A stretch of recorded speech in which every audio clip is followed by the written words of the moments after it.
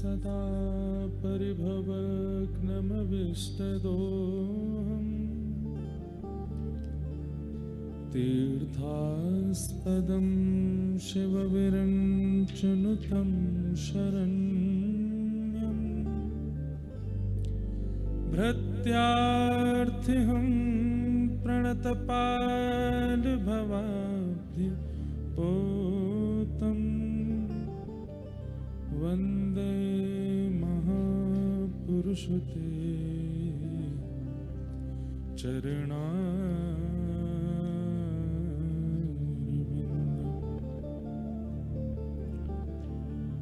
अस्ति स्वस्तरुणिकराग्रविगलत्कल्पप्रसूनाप्लुतम् वस्तु प्रस्तुतवेणुनादलहरी निर्वाणनिर्व्याकुलम् स्रस्तनिबद्धनी विविलसत् गोपीसहस्रावृतम् हस्तन्यस्तनतापवर्गमखिलो दारं किशोराकृति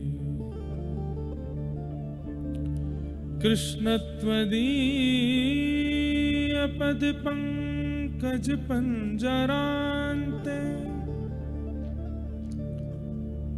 अद्यैव मे विशतु मानसराजहंसः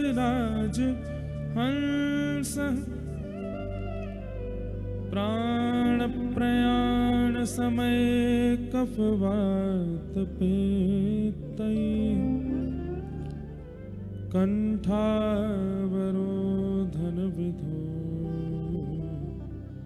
स्मरणं कुतस्ते लक्ष्मीनाथसमारम्भां नाथयामुनमध्यमान् अस्मदाचार्यपर्यन्तां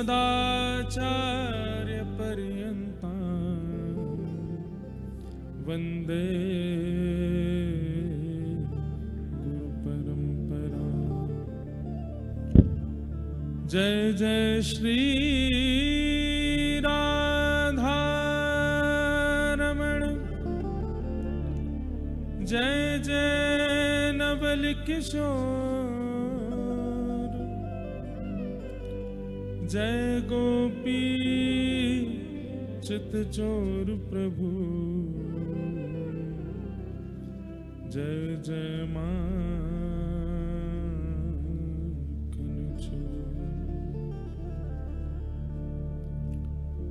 जय राधे कृष्ण गोविंद गोपाल राधे माधवा।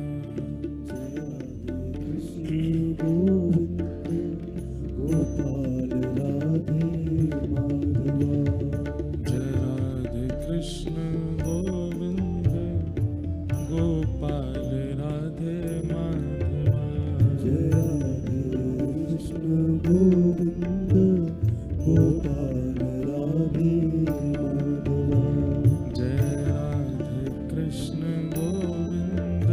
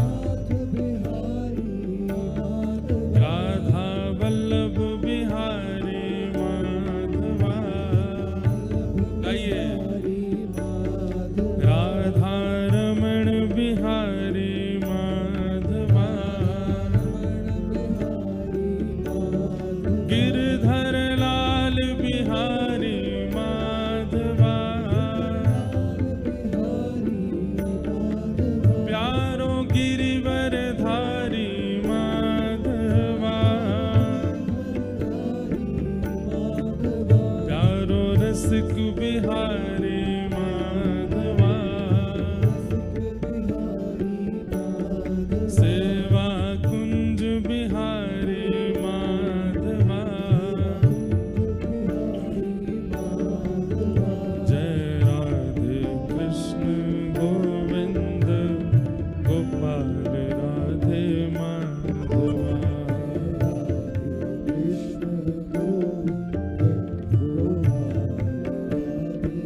श्री राधे कृष्ण गोविंद गोपाल राधे माधवा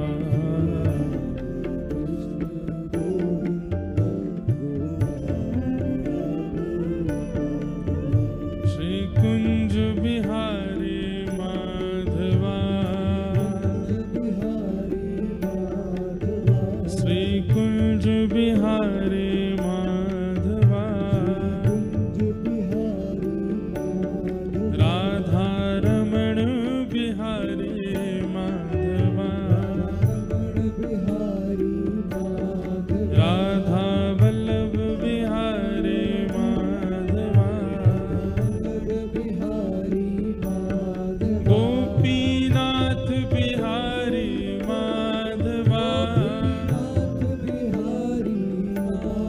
राधा गोविंद बिहारी माधवा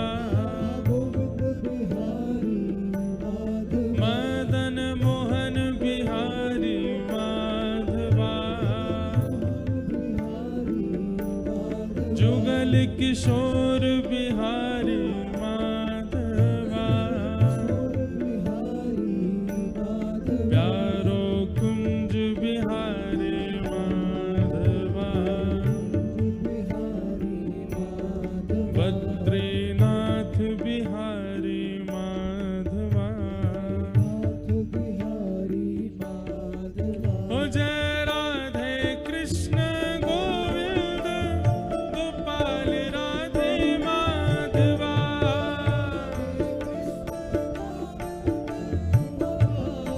आइए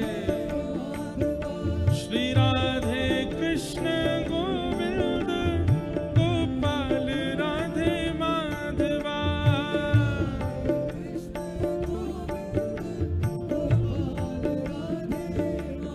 जय जय राधे कृष्ण गोविंद गोपाल राधे माधवा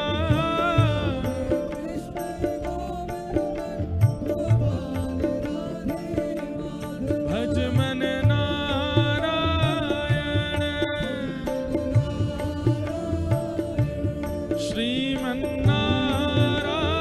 श्रीमन्नारायण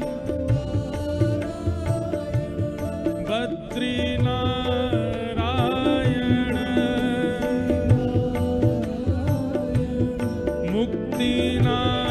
मुक्तिनारायण ओ श्रीमन्नारायण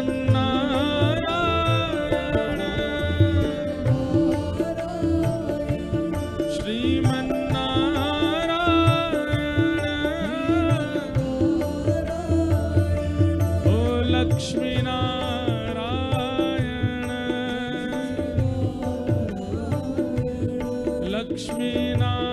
लक्ष्मीनारायण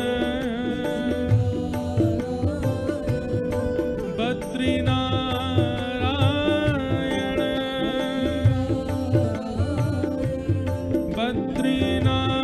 बद्रीनारायण ओ श्रीमन्नारायण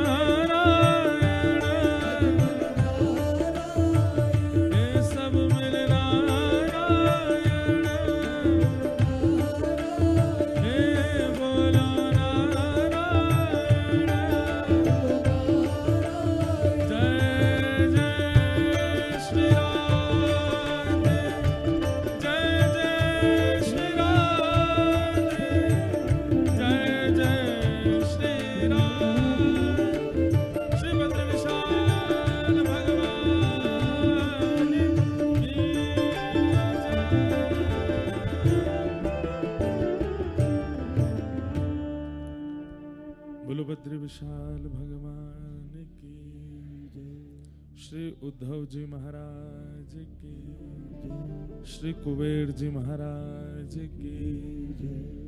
श्री नारद जी महाराज की जय। श्री गरुण जी महाराज की जय। नर नारायण भगवान की जय। पर्वतराज हिमालय की जय। जगत पावनी गंगा मैया की जय। देवादिदेव महादेव श्री केदारेश्वर भगवान की जय। वेदव्यास भगवान की जय। श्री सुखदेव जी महाराज की जय। सरस्वती मैया की जय। श्रीमद् भागवत महापुराण की सब वेदन की।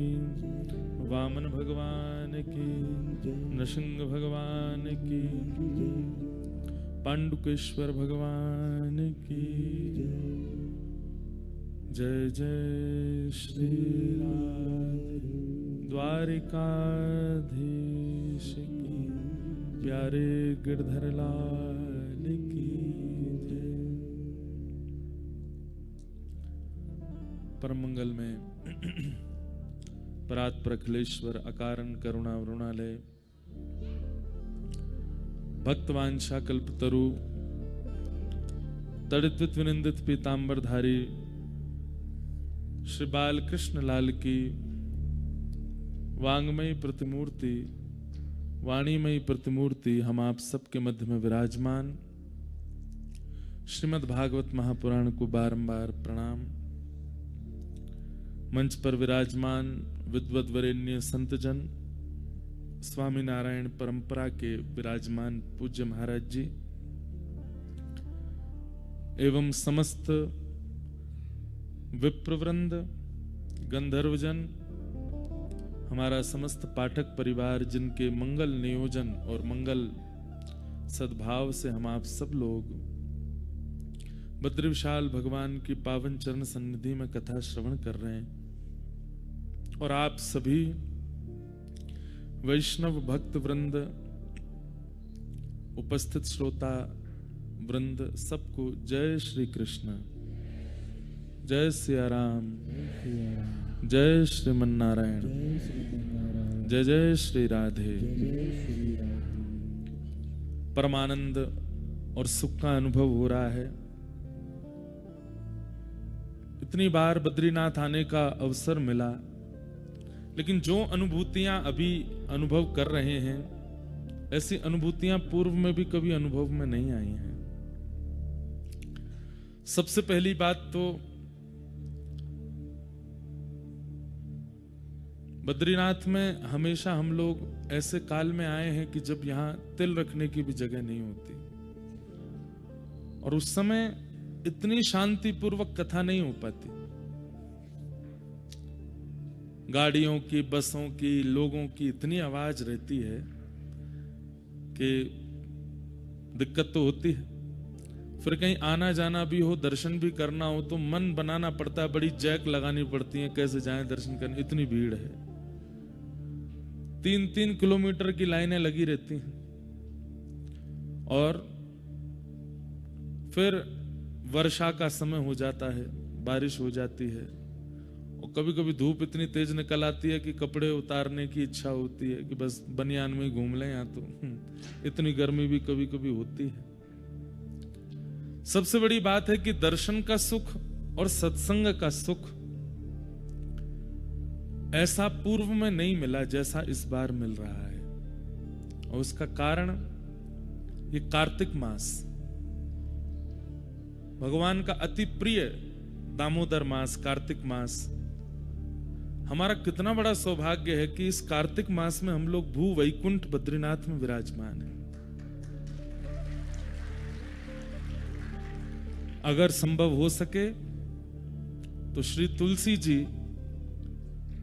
उनकी जो थोड़ी सी आकृति, जो तुलसी जी का स्वरूप होता है, पत्र नहीं, जो उनकी डाल होती है, उसमें आगे थोड़ा रुई का फुआ लगा के शुद्ध देसी घी अर्पित करके और अग्नि प्रज्वलित करके बद्री विशाल भगवान की आरती कीजिएगा। ठाकुर जी को बहुत प्रिय लगती है तुलसी के द्वारा की गई आरती। और कार्तिक मास में विशेष रूप से हमारे वृंदावन में दीपदान होता है, मंगला में ठाकुर जी के दर्शन, यमुना जी का स्नान और तुलसी से आरती। ये ठाकुर जी की विशेष प्रिय आरती है।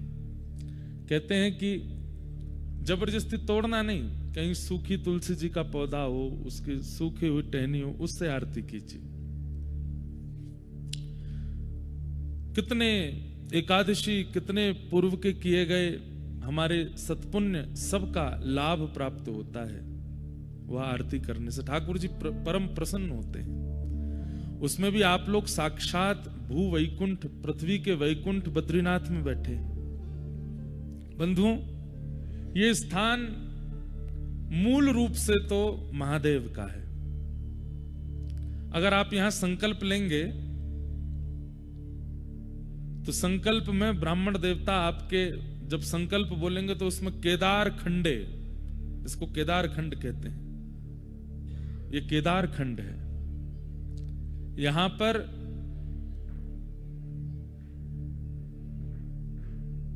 किराए पर हैं हमारे बद्री विशाल भगवान। नारायण भगवान तो यहां किराए पर रह रहे हैं। ये मूल रूप से क्षेत्र तो महादेव का है। और जिन केदारनाथ भगवान का आप लोग दर्शन करते हैं, वे केदारनाथ प्रभु पहले यहीं विराजमान होना चाह रहे थे, क्योंकि पूरे हिमालय में सबसे व्यवस्थित स्थान बद्रीनाथ है।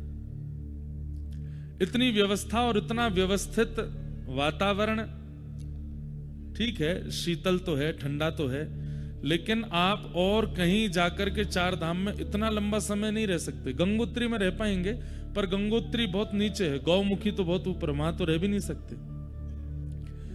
तो मूल रूप से चार धामों में बद्रीनाथ जो है ये व्यवस्थित है, यहां पर निवास किया जा सकता है। केदारनाथ में आप ज्यादा दिन नहीं रुक पाएंगे, व्यवस्था इतनी नहीं है। यमुनोत्री में ज्यादा समय नहीं रुक पाएंगे, व्यवस्था नहीं है। गंगोत्री में गौमुखी, जहां से गंगा जी प्रकट है, वहां नहीं रुक पाएंगे। गंगोत्री में तो रह सकते हैं। तो एकमात्र यही क्षेत्र है जहां निवास किया जा सकता है। क्यों? नर नारायण पर्वत की सन्निधि में मध्य में ये समतल भूमि है जहां पर हम लोग बैठे हैं। तो महादेव ने इसी भूमि का चयन किया, हम यहां विराजेंगे। लेकिन नारायण भगवान ने बोली आपसे पहले हमारी दृष्टि पड़ चुकी है यहां पे, हम इसको चुनेंगे। महादेव बोले आपको क्या करना है यहां पे? आप वैकुंठ में रहिए, तीनों लोकों के अधिपति आप, तो पूरी दुनिया में राज कर सकते हैं, लेकिन नाथ ये तप की भूमि है और आपको तप करना नहीं है, तो आप क्यों आएंगे? बोले नहीं, हमें भी तप करना है। महादेव बोले हम आपको तप करते देख नहीं सकते, हमारे स्वामी तप करें ये हम कैसे देख सकते हैं? और आपको तप की आवश्यकता क्यों? तो कल मैंने बताया कि प्रत्येक मानव के लिए तपस्या कर रहे हैं ठाकुर जी। तो पहले महादेव ही विराजमान थे यहां पर, लेकिन नारायण भगवान विचार किए कि राजी राजी नहीं मिलेगी जगह तो छल बल से ले लेंगे हम। और एक छोटे से बालक का रूप धारण करके तप्त कुंड के पास में, जैसे एक बालक किलकारी मार के रोता है, ऐसे ठाकुर जी रोने लगे। पार्वती मैया तप्त सरोवर में स्नान करने जब आई, महादेव से कहा अरे ऐसा लगता है कि कोई देवांगना भ्रमण करने आई थी। बंधुओं एक बात बोले, हम ये मानवों का स्थान है ही नहीं, ये देवताओं की भूमि है। यहां देवता विचरण करते हैं, यहां यक्ष यक्षिणियां विचरण करती हैं, यहां सप्तऋषि विचरण करते हैं, और कईयों को उनका अनुभव होता है।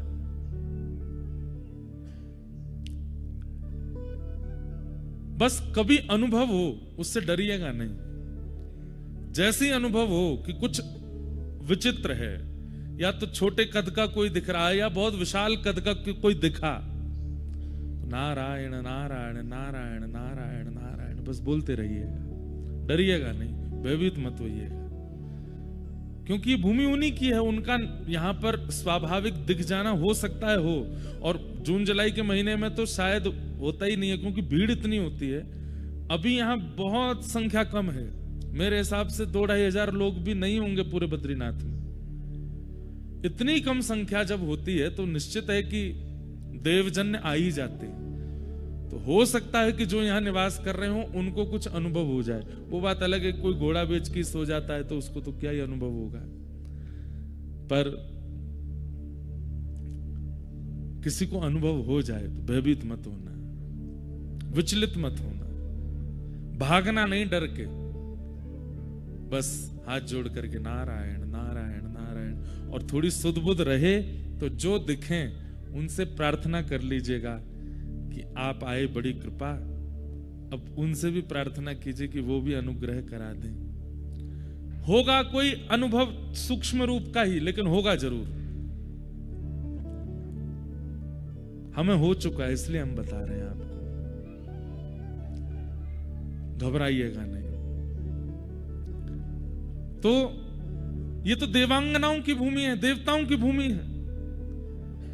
तो छोटे से बालक को देख के पार्वती जी महादेव के पास गई और जाकर के बोली, ऐसा लगता है कोई देवी अपना बालक छोड़ गई है यहीं पे, हम इसका पालन पोषण करेंगे। महादेव बोले रुक जाओ, मुझे तो ये बालक मायावी लगता है। इतनी भयानक कड़कड़ाटी ठंड में कोई माँ अपना बालक कैसे छोड़ के जा सकती है, वो भी देवी। अब भाई इंसानों की बात तो कुछ भी, इंसान तो कुछ भी कर सकते हैं, पर देवी देवता। पार्वती जी बोली आप हर जगह अपना ज्यादा दिमाग मत लगाया कीजिए, हो सकता है भूल गया हो कोई, ऐसा नहीं होता, ये मायावी बालक है, हम इसको नहीं लेंगे। पार्वती जी बोली नहीं, हम तो इसको रखेंगे। और जहां बद्री विशाल भगवान विराजमान है वहीं पर उनको विराजमान कर दिया। और खेलने के लिए बद्री फल यानी कि बेर, बद्री का मतलब क्या होता है, बेर। इसको बद्रीनाथ क्यों कहते हैं, 2 कथाएं हैं, सुनिएगा दोनों। तो बद्री फल यानी कि बेर, वो गेंद की आकृति का होता है।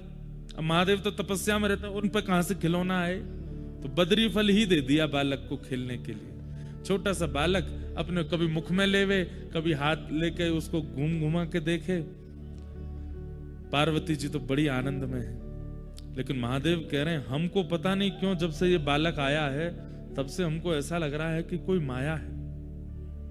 पार्वती जी छोड़ो, आप तो ऐसे सोचते रहे, चलिए तप्त सरोवर में स्नान करके आते हैं। महादेव बोले इसको भी ले चलो। नहीं नहीं, बाहर सर्दी बहुत है, हम इसको नहीं लेके जाएंगे, हम चलते हैं। दोनों गए, स्नान करके जैसे लौटे तो कपाट बंद। पार्वती जी बोली इतने बड़े बड़े दरवाजे बंद कैसे हुए। महादेव बोले हमको तो पहले ही लग रहा था वो बालक मायावी है। जैसे ही दोनों दरवाजे खोले तो खुले नहीं।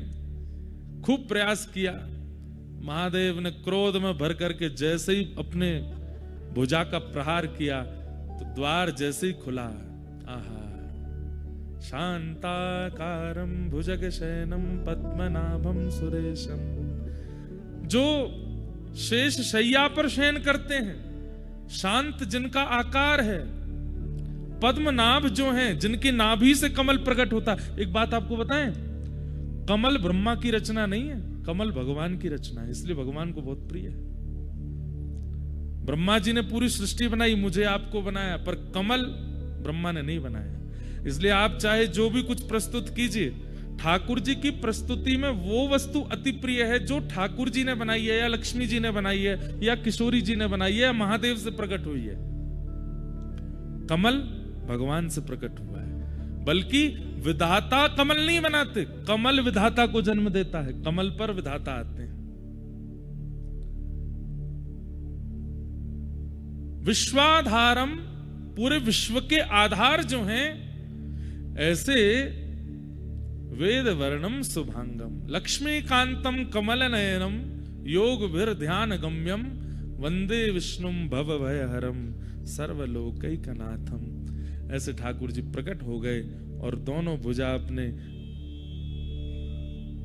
घुटने पर रखी हैं और तपस्या की मुद्रा में ठाकुर जी विराज गए। महादेव हाथ जोड़ के बोले भगवान आपको तप की आवश्यकता क्यों है, किसकी प्राप्ति करना चाहते हैं? किसी की नहीं, बस मानवों के सुख के लिए तप करना है। ये संसार के जीवात्मा प्रसन्न रहे, ये संसार के जीवात्मा कर्मफल प्राप्त करें, उनके लिए तप करना है। तो बद्री फल से जो बालक खेलते खेलते नारायण के रूप में प्रकट हो गए, इसलिए भी इनका नाम बद्रीनाथ है। दूसरा भाव, पूरे विश्व में नारायण जहां भी गए हैं लक्ष्मी साथ गई, यहां पे नहीं आई। क्यों? तपस्या में पत्नी साथ नहीं आएगी। उसके पीछे कारण क्या है? यहां पर भगवान बोले भैया हम तप करेंगे, गृहस्थाश्रम थोड़ी निभाना है। यहां पर लक्ष्मी जी से कहा आप वैकुंठ में रहिए, हम यहां तप की मुद्रा में विराज रहे हैं। ऐसे ही रो रहे थे बद्रीनाथ भगवान भी, बद्री फल दे दो बालक को। तो क्या बता रहा था मैं? लक्ष्मी जी को भगवान बोले देवी हम तप करेंगे, और तप के बीच में आप यदि हमारे साथ रहोगी, कभी कुछ सीरा बना लाओगी, लो बहुत ठंडा सीरा खा लो, कभी कुछ काढ़ा बना लाओगी, बहुत ठंडा कुछ काढ़ा पी लो, कभी सौल उड़ाओगी, कभी कंबल उड़ाओगी, कभी घी की मालिश करोगी, कभी गरम गरम जल लाओगी, कुछ करो, हमको तुम तप में देख तो पाओगी नहीं, इसलिए तुम वैकुंठ ही रहो, हमारे तप में विघ्न होगा। यहाँ के सेवायत बद्रीनाथ भगवान के स्पर्श करने वाले रावल जी को भी अधिकार नहीं है कि वो विवाह करें। वो भी आजीवन जब तक बद्रीनाथ भगवान की सेवा करेंगे वो भी ब्रह्मचर्य में रहेंगे, क्योंकि तपस्वी की सेवा ब्रह्मचारी ही कर सकता है। लेकिन लक्ष्मी जी से देखा नहीं गया। लक्ष्मी जी विचार करने लगी कि मैं क्या करूं, और तभी लक्ष्मी जी मन में विचार किया कि बद्री फल जो है यानी कि बेर, ये जिस पेड़ पर लगता है उस पेड़ की तासील बहुत गर्म होती है। सबसे ठंडा वृक्ष होता है चंदन का, और सबसे गर्म वृक्षों में एक गर्म वृक्ष होता है बेर का। लक्ष्मी मैया ने विचार किया कि ठाकुर जी बैठे हैं, इतनी ठंडी वायु चल रही है, ब्यार चल रही है, बर्फ गिर रही है, मैं अपने नाथ को देख नहीं पा रही। तो जहां पर ठाकुर जी बैठे थे ठीक वहीं कमर लगा करके लक्ष्मी जी ने विचार किया लक्ष्मी रूप में तो नहीं रह सकती, तब आप बद्री वृक्ष बन करके प्रकट हो गए, ताकि इनका स्पर्श रहेगा तो ठाकुर जी को ज्यादा शीतलता का अनुभव नहीं होगा। इसलिए बद्रीनाथ, बद्री यानी बेर, और यहाँ की बद्री यानी श्री लक्ष्मी ही बद्री वृक्ष बन के खड़ी हैं, इसलिए बद्रीनाथ माने लक्ष्मीनाथ, वही ठाकुर जी यहाँ विराजमान है। ऐसे श्री बद्रीनाथ